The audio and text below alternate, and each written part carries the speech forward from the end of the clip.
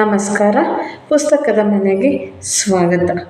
ಕನ್ನಡ ಸಾಹಿತ್ಯ ಲೋಕದ ಒಂದು ಇತ್ತೀಚಿನ ಬೆಳವಣಿಗೆಯನ್ನು ನಾವು ನೋಡ್ತಾ ಹೋದರೆ, ಕಳೆದ ತಿಂಗಳಷ್ಟೇ ಅಂದರೆ ಮೇ 2025 ಇಸ್ವಿಯಲ್ಲಿ ಕನ್ನಡಕ್ಕೆ ಸಿಗಬಹುದಾದಂತಹ ಅತ್ಯಂತ ದೊಡ್ಡ ಗೌರವಗಳಲ್ಲಿ ಒಂದಾಗಿರುವಂತಹ ಒಂದು ದೊಡ್ಡ ಬೂಕರ್ ಪ್ರಶಸ್ತಿ ಕನ್ನಡ ಸಾಹಿತ್ಯಕ್ಕೆ ಬಂದೊದಗಿದೆ.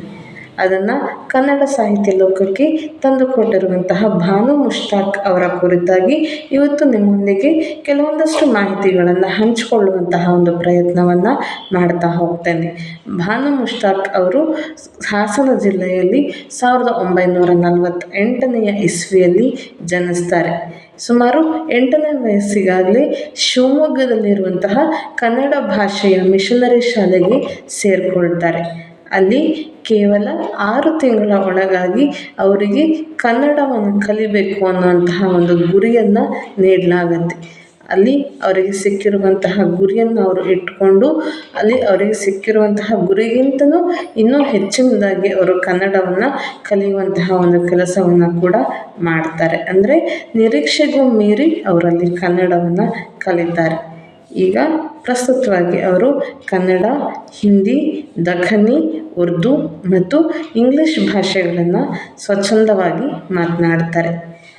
ಅವರ ಒಂದು ವೃತ್ತಿ ಬದುಕನ್ನು ನಾವು ನೋಡ್ತಾ ಹೋಗೋದಾದರೆ, ಕೆಲಕಾಲ ಲಂಕೇಶ್ ಪತ್ರಿಕೆಯಲ್ಲಿ ವರದಿಗಾರರಾಗಿ ಕೂಡ ಕೆಲಸವನ್ನು ಮಾಡ್ತಾ ಇದ್ದಂಥವರು.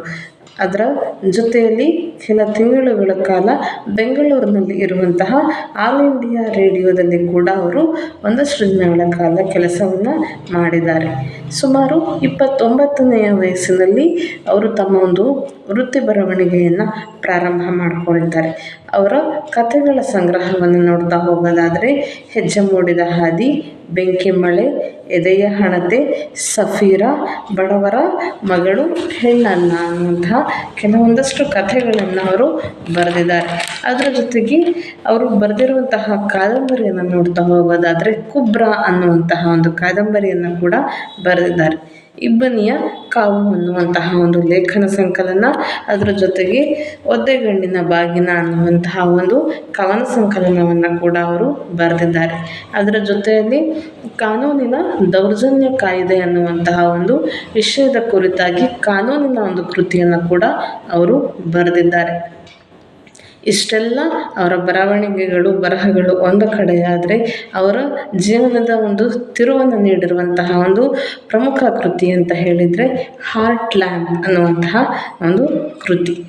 ಇದನ್ನು ಭಾನು ಮುಷ್ತಾಕ್ ಅವರು ಕನ್ನಡದಲ್ಲಿ ಬರೆದಿರುವಂತಹ ಪುಸ್ತಕಗಳ ಒಂದು ಸಾಲಿನಲ್ಲಿ ಇಂಗ್ಲೀಷಿಗೆ ತರ್ಜುಮೆಗೊಂಡಂತಹ ಅಂದರೆ ಇಂಗ್ಲೀಷಿಗೆ ಅನುವಾದಗೊಂಡಂತಹ ಮೊದಲ ಪುಸ್ತಕ ಅಂತ ಹೇಳಿದರೆ ಖಂಡಿತವಾಗಿಯೂ ಕೂಡ ತಪ್ಪಾಗೋದಿಲ್ಲ.